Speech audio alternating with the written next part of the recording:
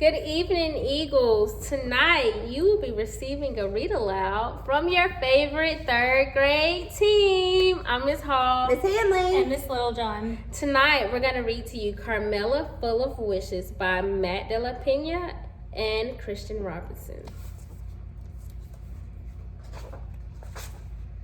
Carmela scootered along the uneven dirt path, watching men stoop to work with their hands, her birthday bracelets jingling and jangling. The thick greenhouse air smelled of marigolds and overturned earth and fresh manure. Carmela knew exactly what manure was, but she didn't want to think about that. Not today. Today, she awoke to candles in her pancakes, and her mom sang happy birthday to you and told her, go on, Mia, make a wish. But Carmela's wish had already come true. She was finally old enough to go with her big brother.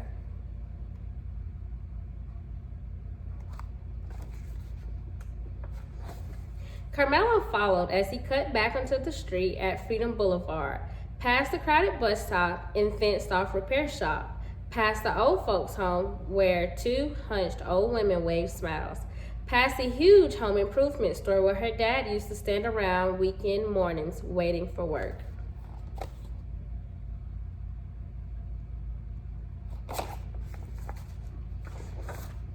Carmela tried to make small talk with her brother as their metal cart rattled, but her brother didn't make small talk back. He didn't want her tagging along. Too bad, she told him with her glare.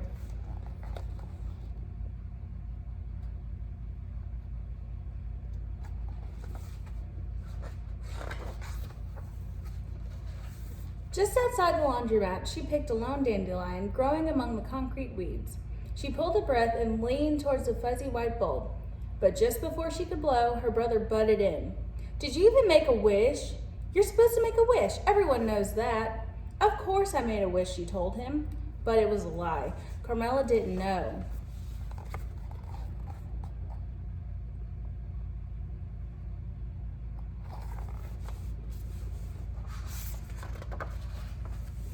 Carmela helped her brother sort colors one-handed, helped him load the washers one item at a time. While their clothes spun, her imagination turned. Each new thought ushered in by a jingle of bracelets. Her brother found the sound annoying and shot her a dirty look. Too bad, she told him with her glare.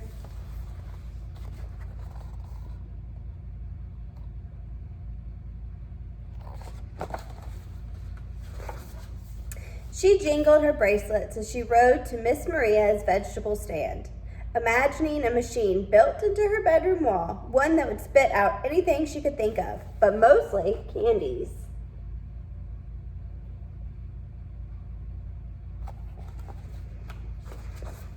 She jingled her bracelets in line at the locksmith shop, imagining her mom sleeping in one of those fancy hotel beds she spent all day making for fancy guests.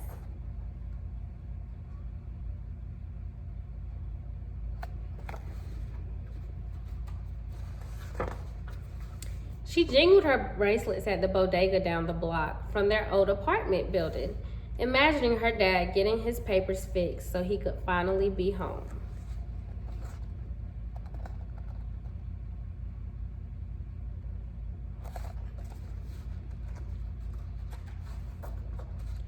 She jingled her bracelets outside the pharmacy, eyeing the shiny new box in the window. Her brother stopped in his tracks. Why do you have to be so annoying? She thumbered her bracelets at him and said, it's a free country.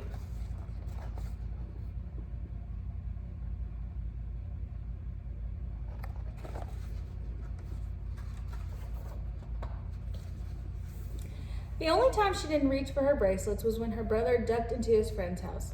Carmela slumped down on the curb, silently imagining all the things she could turn him into. The slimy pink tail of a rat, a cockroach scurrying away from the light, a wheelbarrow full of manure left in the sun. She stared down at the dandelion in her hand. It seemed so much more important. Now that she knew it was a place to put her wishes, what if she made the wrong choice?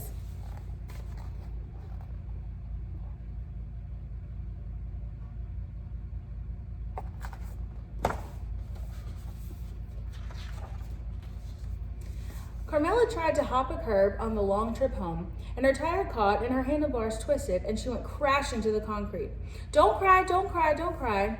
But then she saw her dandelion crushed beside the drain. She looked up at her big brother, warm tears rolling down her cheeks. He lifted up her scooter. You okay? She shook her head and pointed. My wish.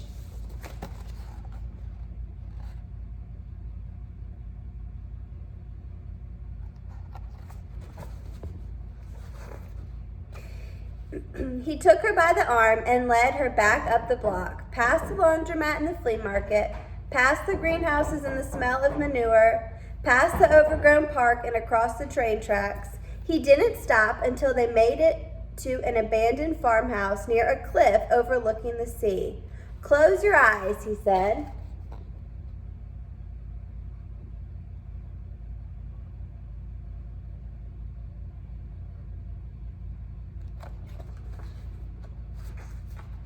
Carmela closed them. Now make your wish, he said.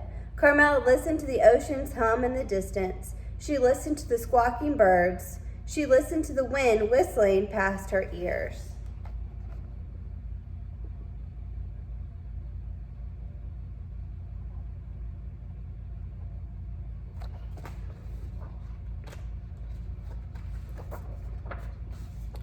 Then she opened her eyes. She saw hundreds of tiny white spores lifting into the air, floating out toward the far-off surf.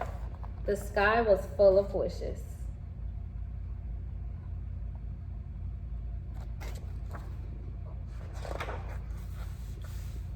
Let's go, her brother said.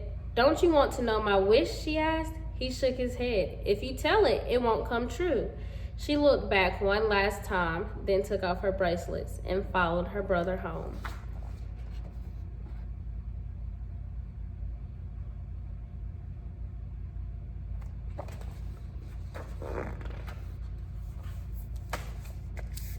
The end.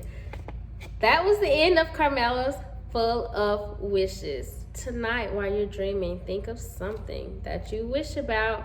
Good night, Eagles. Good night.